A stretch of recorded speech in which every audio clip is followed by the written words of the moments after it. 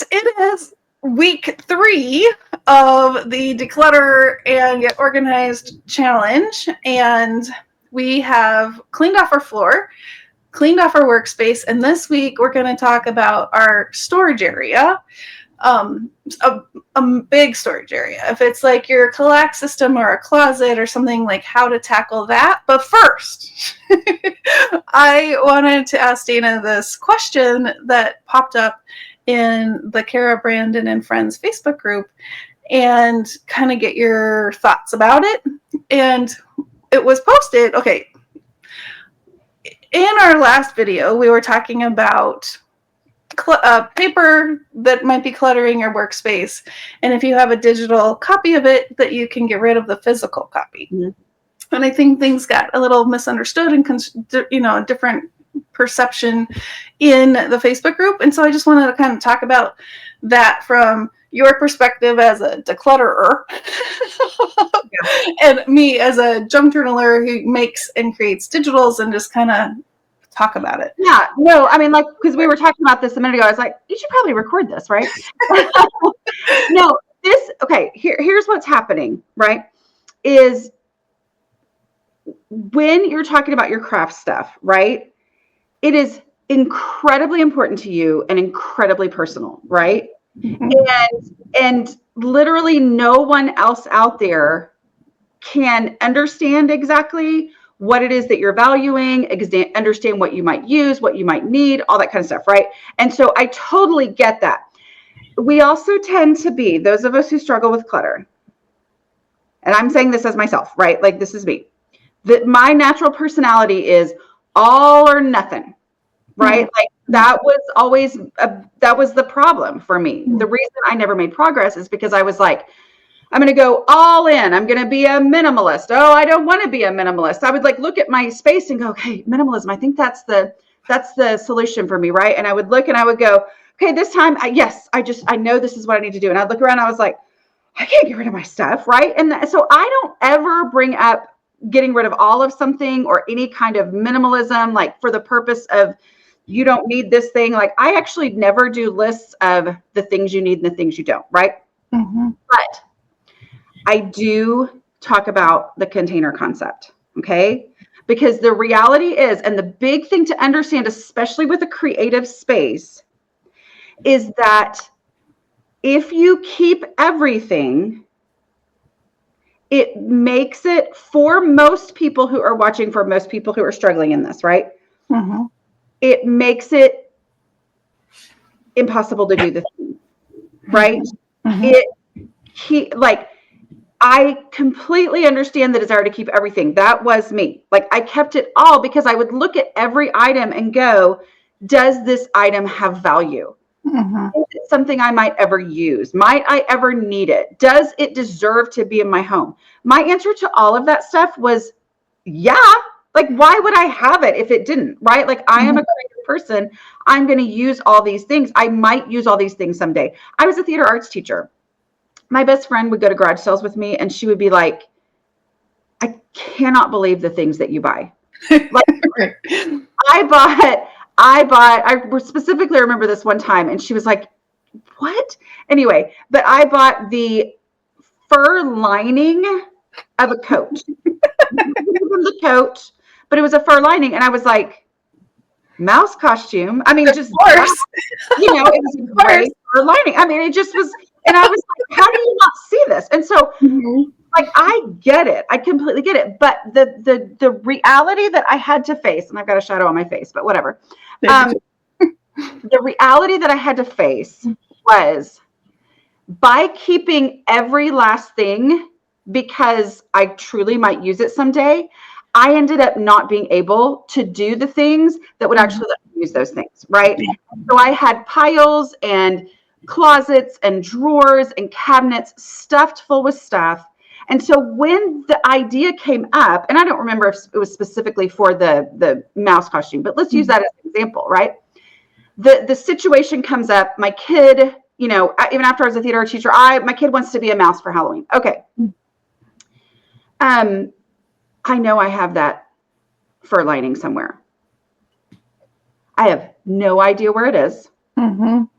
and it might be in one of 7 different closets, or it might be in a tub in the garage that's under a pile of stuff. Right. It might be in all these different places. And so therefore, when my kid wanted to be a mouse for Halloween, I ended up going and buying them a sweatsuit and just doing that, and still having the mouse costume in my house and knowing that it was there, but either not being able to find it, especially if I was going to find it, my house would be torn apart finding it.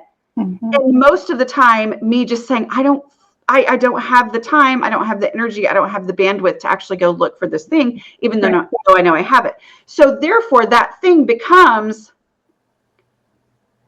the opposite of what I'm trying to do here, right? Because now I may do, and I made a mouse costume, but I've still got that other thing there. So now it's just a guilty thing. It's just clutter. Anyway. So all that to say, I get it. Like, I absolutely get that all of these things are useful. However, the space you have is the space you have. Okay. And that's why we put things in the place where you would look for it first. And so it is not, there's no arbitrary, if you have digital, then you should get rid of the other one. I don't say stuff like that, right? Like, that's not how. And I don't think you said to delete your digital files, right? Like, I think that was a misunderstanding too. I mean, people are paying money, they're paying for these digitals. So I think organizing it on your computer for you to find it, that's a different thing. But I don't think you ever mentioned, I didn't mention to delete those, because you pay for them and you can organize them. And if you have space on your computer, I love the digital stuff because I can just type in the code word or whatever and, find it on there. That's my favorite. Right. But as far as like, what about? You didn't say to delete them. Just to clarify for the folks in the group. No, of course not. That we were saying, no. Keep them, organize those so you can find them. Because if you delete them, then you're going to have to go back to Etsy or wherever you purchase these digitals and re-download them again. And that's a whole, who wants to do that? So no, don't delete them. If you made a journal with them, let's say you made a journal and you have your pieces that you aren't using out of that kit, put them away however you want to store them. And then I think that leads into what you're saying with the container concept. Once you get to that point where you have a stack or a drawer or a bin of digitals that you've printed, made journals with, and now they're sitting there, that could be the mouse fur, right? That could be the problem that's weighing you down for future projects. So that's what I'm saying is you can keep anything. Like, literally, there are no rules on what you can keep, especially for highly creative, especially for crafty people, right? Because you can find a reason. But you can keep anything, but you can't keep everything. When you keep everything, that's when it gets out of control for most people, okay? Unless you have endless space and endless clutter threshold bandwidth to be able to handle it, right? And so the issue is absolutely, the digital stuff, I definitely didn't say that because I am all about just keeping all the digital, like always. Anyway, but I love the archive feature, right? But yeah, so it always, that item that you have scanned or whatever it is that you've done and you now have the digital file, that might be the freedom that you need to let go of the physical item. But if it's not, then we give the physical item a home by asking where I would look for it first, putting it in that space, and acknowledging the reality of that space. Right. Is there room for it? Okay. Right. And you end up with a bin where I would put these specific types of lace. Okay. And I know that I'm speaking and not really fully understanding, right? But this is the thing. It applies to everything. Whatsoever. But let's say it's some kind of a lace and you have, can you turn that into a digital file? You can scan lace, I guess, but it's not the same as using lace. Right. Okay. I mean, let's say whatever physical item you have scanned and now it's a digital thing and you're going to use it as a digital. Maybe when the physical thing, you still want to keep it. So you ask where I would look for it first, you go there and there's no room anymore. It's completely packed full. There's no more space in here. If you try to keep shoving it in, which is what I used to do, that's when it ends up tumbling out. filling up all the stuff, being the things that I couldn't find. But when I go to put it in there and there's no room, then the fact that it has been scanned, and that's the primary way maybe I'm going to use it. If I'm saying the wrong things, y'all, you get it, right? Okay. Anyway, but if that's the primary way I'm going to use it, it might be the thing that lets me let go of the physical thing, right? But even if it's not, even if I love every single thing, even if every single thing I do want to keep it, I look at the space and I go, okay, I am going to take out the least favorite things. They are still favorites. I still love them. I still value them. But the space I have is the space I have. And if I try to keep more than will fit in that space, then there is no hope of it ever being under control. Right. And maybe the fact that this whatever item, not lace, whatever item it is that has been scanned, and I now have the digital file, maybe that's the thing that lets me let those things go and make that decision, right? But no, it always comes down to the container concept. There is no arbitrary saying this should be kept and this shouldn't be kept. But the facts are that the space you have is the space that you have. Right. And if you try to keep more, then you inhibit that creativity that you're actually keeping those things wanting to be creative. Yeah. Yeah. One of the junk journalers in the collaboration, she either is going to post the video or has video. I don't know. I'll figure it out and link it. But a couple things, because she and I were chatting about the comments, and she is in a no. What is it? I'm sure they're all over. She lives in San Diego, and it's a no spend or a freestyle kind of thing through Facebook. And so when her bin of digitals that she's already crafted with and she's done with, and it gets to the brim, she'll take them. They meet monthly, and she'll take them, and the other people can pick and choose, like, what do you want to use? That's one thing she does, which I thought was brilliant. And then, of course, we see it as junk journalers all the time. That's when a lot of people do what we call mass making, and they're taking their digital prints and making the envelopes and the things, the tuck spots and all those kind of things with those items in that bucket, tray, whatever we store them in. And then that's a good way too. And then I mean, like you're saying, it just depends on how much space you have in the container that you've created. But I just thought those were a couple ideas that, yeah, that's fantastic. Instead of right to the recycle bin, there's things, obviously, if you want to still use them, create with them. And then again, I'm going to go back to the thing that was an aha moment for me the last time, was finishing a project is decluttering. If you go to that bin of your used digitals, because we're saying we created the journal, the project with it, and these are the leftover parts. If you then go back to that bucket and create whatever you want with that is decluttering itself, because you are making something with it. And I don't know why, but that was like, oh, I have permission to finish. I have permission to keep creating with this. And that was huge for me. So yeah. I love it. I love it. What I have to say about that. Good.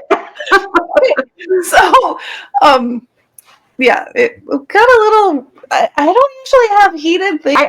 I get it, right? Like, I get it. Is the natural reaction to someone helping you declutter is the same thing you said several times, which I have gotten so many comments of people saying, thank you for showing this, because I understand her natural reaction to being like, you're going to make me want to get rid of, you're going to make me get rid of this, right? Like that is it. And that's the reason we don't do things that way, right? The assumption is that someone helping me declutter is going to tell me that my stuff is wrong to keep. Yeah. And this method does not do that. We flat out don't do that. You are the one that makes all of the decisions. And you can keep every single piece of lace that you've ever had come across your path in life. But if you fill up every space with lace, you can't keep buttons.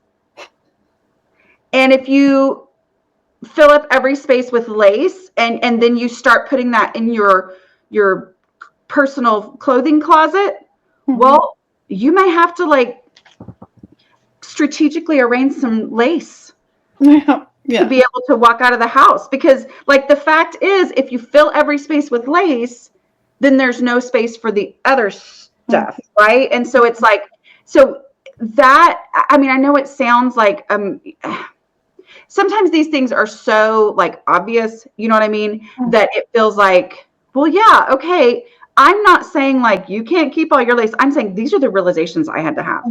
Like, you know, in Decluttering at the Speed of Life, when I explain the container concept, I talk about scarves. I'm like, I actually don't love scarves. That's one of the reasons I used it, because I don't like anything touching my neck. But like, it was like, if you love scarves and you see value in every scarf, you can absolutely keep the scarves. But other things are going to have to leave, because space is finite. And if you fill up every space with these scarves, then, you know, you keep everything. So it's like, I can love all my china. I can love all of the pieces that I've collected over the years and stuff, but my cabinets are the size that they are. And if I try to keep all that, then I don't necessarily have the room for my everyday stuff. And then it causes problems, right? So Yeah. And I think when you first start doing it, at least with me through this process so far, I had difficulty in getting rid of some things. But then as I was realizing, okay, this is what I have in my closet now. This is the space. And my goal of my closet is that I want it to be a place where I now, instead of just a place where I was cramming junk in there, closing the closet door really quick and saying, dear God, please don't fall out.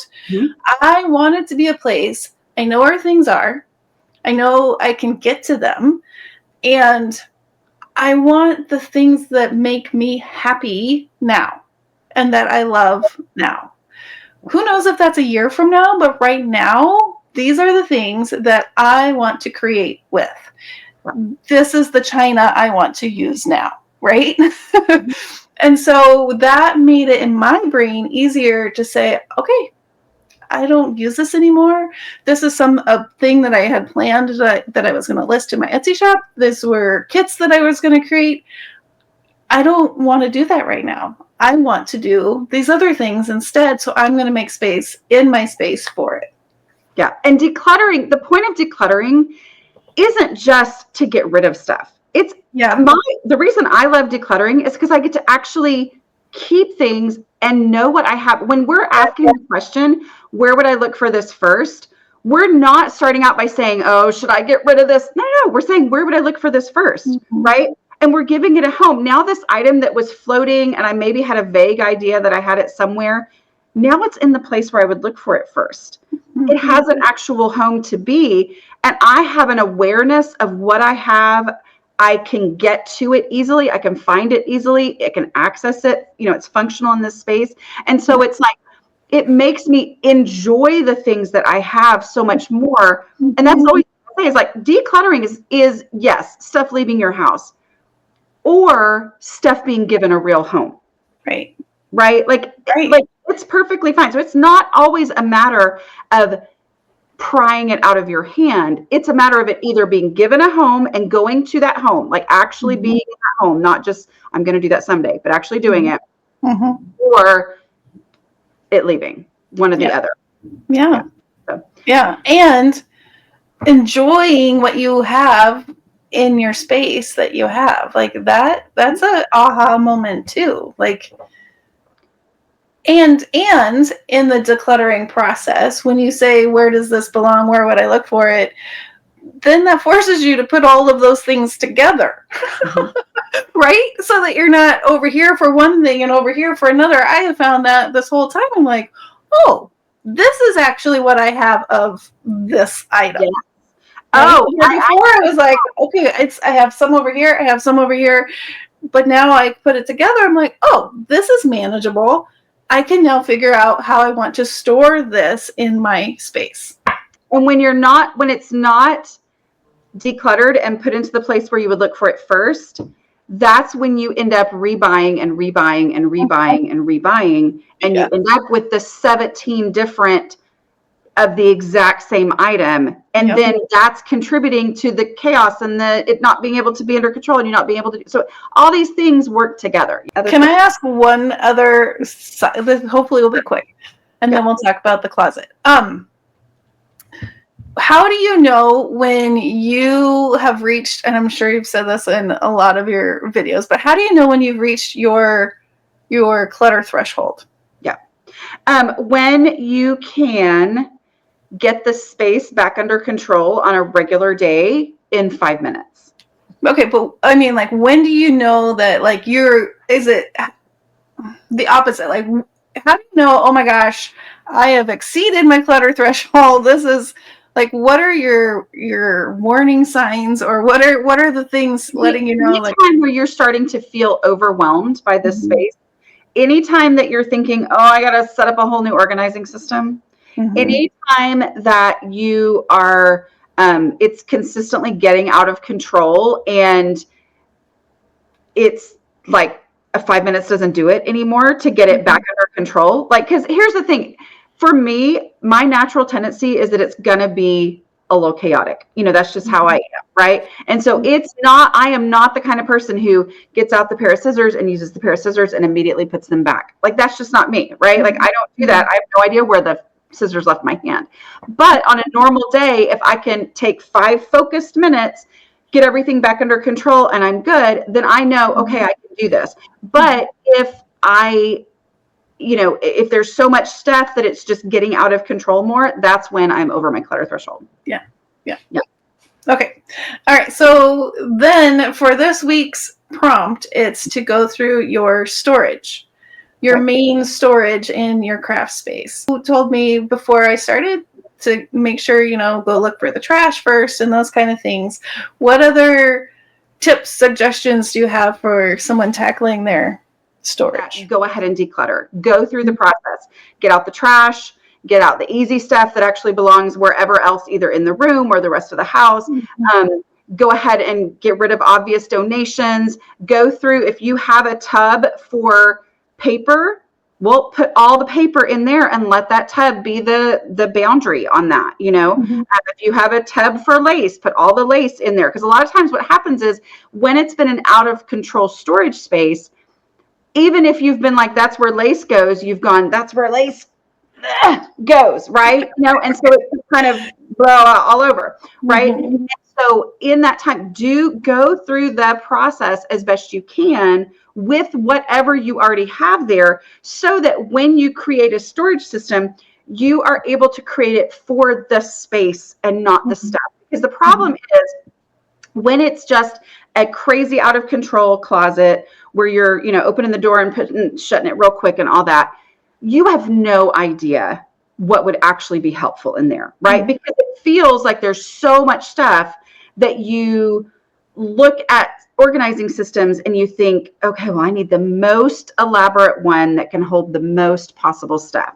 But if you go through the decluttering process, because you don't want to be creating a system for trash. So you might as well get the trash out of there. You don't want to be creating a system for stuff that you don't even want and that just needs to be donated, because so you get that out of there so you have a much better idea of what it is that you need. What happens for me almost every single time is I go, oh, actually, I had an okay system. I just needed to get rid of all the excess stuff. And the system that I had or whatever ends up working, right? Just fine. But even if you're going to come up with a new system, declutter first. So that's the main thing. And then is there a time period or a time where once you have kind of decluttered, gotten rid of the trash, that you would pull things out and then rearrange and put it back? You don't?